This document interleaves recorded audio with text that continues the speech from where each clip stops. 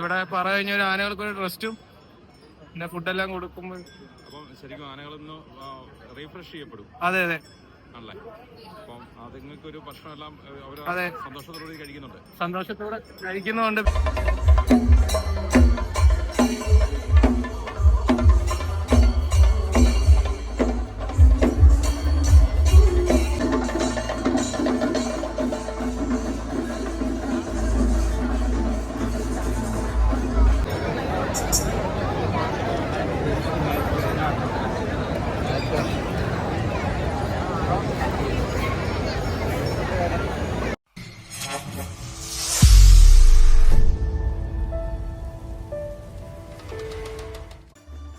നമസ്കാരം. VM Pradeep media വീണ്ടും സ്വാഗതം. ആനകൾ ഇടയുന്നു, പാപ്പാന്മാർ കൊല്ലപ്പെടുന്നു, ജനക്കൂട്ടത്തിന് പരിക്കേൽക്കുന്നു തുടങ്ങിയ സംഭവങ്ങൾക്കിടയിൽ ആനകൾക്ക് മതിയായ വിശ്രമം നൽകി എഴുന്നള്ളത്തിന്റെ ഭാഗമാക്കുന്ന ക്ഷേത്രം അധികൃതർ മാതൃകയാവുന്നു. പാലാ പുലിയന്നൂർ മഹാദേവ ക്ഷേത്രത്തിലാണ് ആനകൾക്ക് എഴുന്നള്ളത്തിനിടയിൽ വിശ്രമവും ഭക്ഷണവും നൽകി അനുകരണീയമായ പ്രവർത്തനം നടത്തിയത്. തിടമ്പെടുത്ത ഗജവീരൻ കാഞ്ഞിരക്കാട്ട് ശേഖരന്റെ പാപ്പാനോടുള്ള അനുസരണവും ഭക്ഷണം കഴിക്കുന്നതിലുള്ള നിലപാടും ആനപ്രേമികൾ തീർച്ചയായും കണ്ടിരിക്കേണ്ടതാണ്. പുലിയന്നൂർ മഹാദേവ ക്ഷേത്രത്തിൽ നിന്നും തിടമ്പെടുത്ത് കാഞ്ഞിരക്കാട്ട് ശേഖരനും താലപ്പൊലി ഘോഷയാത്രയും പറക്കെഴുന്നള്ളിപ്പുമൊക്കെ മുത്തോലി കവലയിലേക്ക് എത്തിച്ചേരുന്നു. ഇവിടെയാണ് കാഞ്ഞിരക്കാട്ട് ശേഖരൻ, അമ്പാടി മാധവൻകുട്ടി, ചാമപ്പുഴ ഉണ്ണികൃഷ്ണൻ എന്നീ ആനകൾക്ക് ക്ഷേത്രം അധികൃതർ വിശ്രമമൊരുക്കിയത്. ആനകൾക്ക് ഇഷ്ടപ്പെട്ട ഭക്ഷണ സാധനങ്ങളും ഇവിടെ ക്രമീകരിച്ചിട്ടുണ്ടായിരുന്നു. ജനക്കൂട്ടത്തിന് ദർശനത്തിനും ആനകളെ കാണുവാനുമുള്ള സൗകര്യമൊരുക്കി.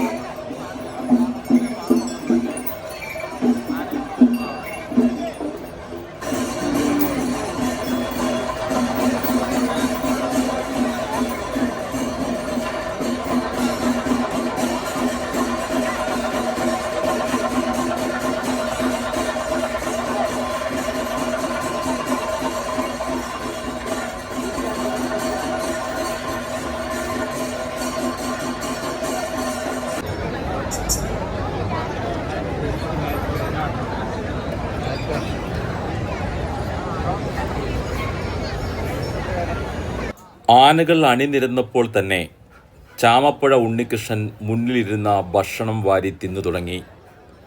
അമ്പാടി മാധവൻകുട്ടിയും പഴങ്ങൾ അകത്താക്കി തുടങ്ങി. എന്നാൽ മുന്നിൽ കൂട്ടിയിട്ടിരിക്കുന്ന ഇഷ്ടപ്പെട്ട ഭക്ഷണത്തെ മൈൻഡ് ചെയ്യാതെ കാഞ്ഞിരക്കാട് ശേഖരൻ നിന്നത് കൗതുകമുയർത്തി.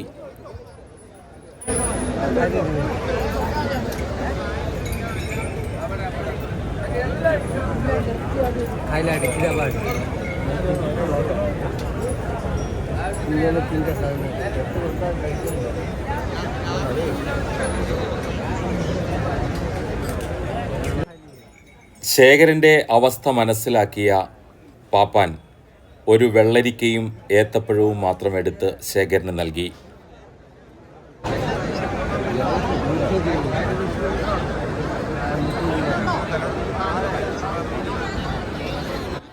അത് കഴിച്ച് മര്യാദക്കാരനായി ശേഖരൻ നിൽപ്പു തുടർന്നു.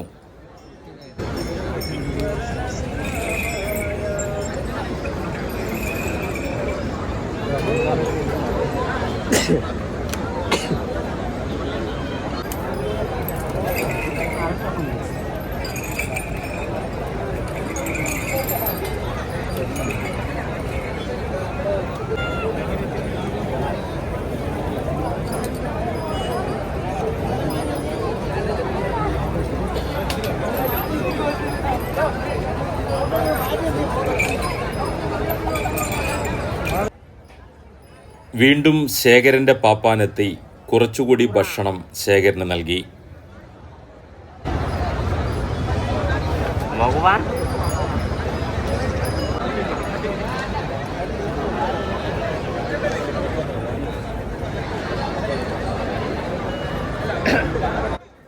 പഴങ്ങൾ അമിതമായി കഴിച്ചാൽ ദഹന സംബന്ധമായ അസുഖം ആനകൾക്ക് പിടിപെടും എന്നതുകൊണ്ടാണ് പാപ്പാന്മാർ പലപ്പോഴും പഴങ്ങൾ കൊടുക്കാൻ വിസമ്മതിക്കുന്നത്.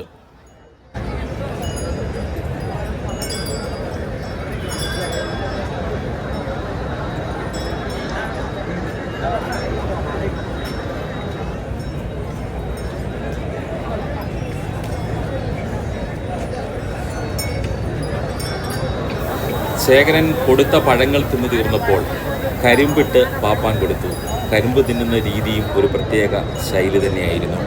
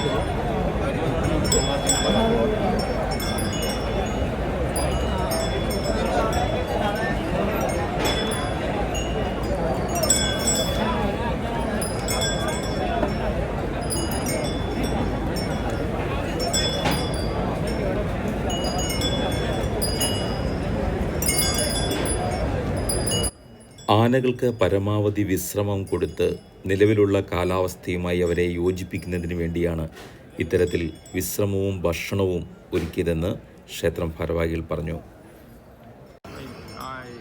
ഗജവീരന്മാർക്ക് ഇവിടെ ഭക്ഷണം ഒരുക്കിയതിന്റെ പിന്നിലുള്ള കാര്യം എന്താ? അത് ആനകൾക്ക് ഒരു റെസ്റ്റും ആവും. മഹിമ ഡെക്കറേഷനും പിന്നെ നാട്ടുകാരും എല്ലാരും കൂടി ചേർന്ന് ഒരുക്കുന്ന ഗാനമേള അങ്ങനെ പരിപാടിയെല്ലാം ഒരുക്കുന്നതൊക്കെ അവരെല്ലാം കൂടി ചേർന്ന എല്ലാ നാട്ടുകാരും മഹിമയാണ് സ്പോൺസർ ചെയ്യുന്നത്. മഹിമ ഡെക്കറേഷൻ ദേശത്തിന്റെ ഒരു ആഘോഷം. ദേശത്തിന്റെ ഒരു ആഘോഷം. വ്യാപാരികൾ എല്ലാ നാട്ടുകാരും മൊത്തം പുലിയന്നൂർ ദേശം മൊത്തം സഹകരിച്ചാണ് ഇത് പരിപാടി വന്നത്. പിന്നെ ഇവിടെ പറ കഴിഞ്ഞ ഒരു ആനകൾക്ക് ഒരു റെസ്റ്റും പിന്നെ ഫുഡെല്ലാം കൊടുക്കുമ്പോൾ അപ്പം ശരിക്കും ആനകളൊന്ന് റീഫ്രഷ് ചെയ്യപ്പെടും. അതെ അതെ ആണല്ലേ. അപ്പം അതുങ്ങൾക്ക് ഒരു ഭക്ഷണമെല്ലാം അതെ സന്തോഷത്തോടെ കഴിക്കുന്നുണ്ട്. സന്തോഷത്തോടെ കഴിക്കുന്നുണ്ട്. പിന്നെ അതുപോലെ തന്നെ നമ്മൾ ആൾക്കാരെ നിയന്ത്രിച്ച് ആൾക്കാർക്ക് ഒരു ഇത് തന്നെ കാണുകയും ചെയ്യാം.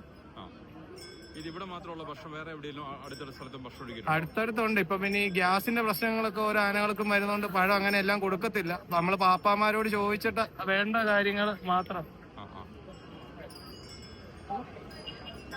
മാത്രമേ ചെയ്യുള്ളൂ. ഇപ്പൊ ഇവിടെയൊക്കെ എന്തൊക്കെ ഒരുക്കിയൊക്കെ നിങ്ങളിപ്പം ഭക്ഷണമായിട്ട്? ഇവിടെ ഇപ്പൊ വെള്ളരിക്ക, പഴം, മത്തങ്ങ, കരിമ്പ്. എനിക്കറിയാം ഇഷ്ടമുള്ളത് വന്നാൽ വലിയ പ്രശ്നമില്ലാത്ത. അതെ നാടൻ ഏത്തപ്പഴം മഹിമയൊക്കെ ഒഴുക്കുന്നത്. അപ്പം എങ്ങനെ പേര്? എന്റെ പേര് അനന്തൻ. ഇപ്പം ഏതൊക്കെ ഗജവീരന്മാരാ പങ്കെടുക്കുന്നത്? ഇപ്പൊ ചാമപ്പഴ ഉണ്ണികൃഷ്ണൻ, കാഞ്ഞിരക്കാട്ട് ശേഖരൻ, അമ്പാടി മാധവൻകുട്ടി, 3 ആന. തിടമ്പ് കാഞ്ഞിരക്കാട്ട് ശേഖരൻ. അതെ അതെ. നാളെ ഏതൊക്കെ ആനകൾ പങ്കെടുക്കും? നാളെ ഈരാറ്റുപാട്ട് അയ്യപ്പൻ, ചാമപ്പുഴ ഉണ്ണികൃഷ്ണൻ, പിന്നെ പഴയ അമ്പാടി സൂര്യനാരായണൻ. ഇപ്പോഴത്തെ അതിന്റെ പേര് ഞാൻ വിട്ടു. ഈ പുലിയന്നൂർ ക്ഷേത്രത്തിലെ ഉത്സവത്തിന് ഗജവീരന്മാരുടെ ഒരു പ്രാതിനിധ്യം എല്ലാ വർഷവും ഉറപ്പുവരുത്തുന്നുണ്ടല്ലോ അല്ലേ? ഉറപ്പുവരുത്തുന്നുണ്ട്. അതോടൊപ്പം തന്നെ സേഫ്റ്റിയും ആളുകളുടെ സേഫ്റ്റിയും ദേവസ്വം നോക്കുന്നുണ്ട്. ഫോറസ്റ്റിന്റെയും ഇപ്പോഴത്തെ നിയമം എല്ലാം പാലിച്ചു തന്നെ ചെയ്യും.